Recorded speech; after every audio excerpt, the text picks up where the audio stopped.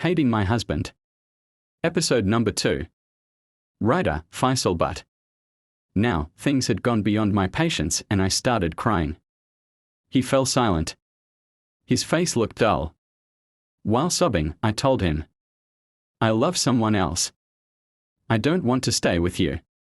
Hearing this, he stood up in shock and said, "Zara, what are you saying? Are you in your senses?" I replied, "What is there to be shocked about? The one I love is 1,000 times better than you, more handsome and educated."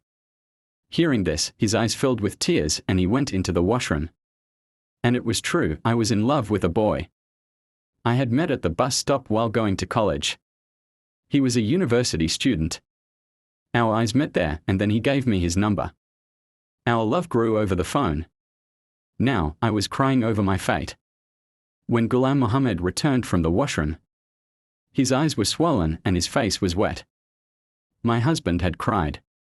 He avoided looking at me, took out a prayer mat, and started praying.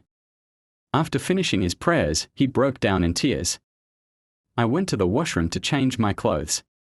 When I returned in simple attire, he had already spread a sheet on the floor, placed a pillow, and was lying down. I was relieved and lay down on the bed. Days passed without us speaking to each other. He would leave for the fields early in the morning and return exhausted in the evening.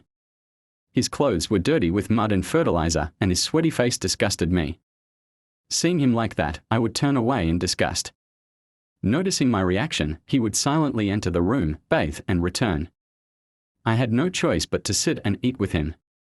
In our in-laws' house, there was a tradition that husband and wife must eat from the same plate. Sharing a plate with my husband felt like a huge ordeal.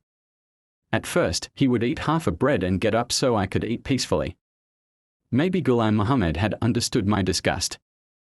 I didn't care about his long workdays, his exhaustion, or the fact that he couldn't even eat in peace. I was only haunted by my unfulfilled desires. Again and again, I kept thinking about Azhar, to be continued.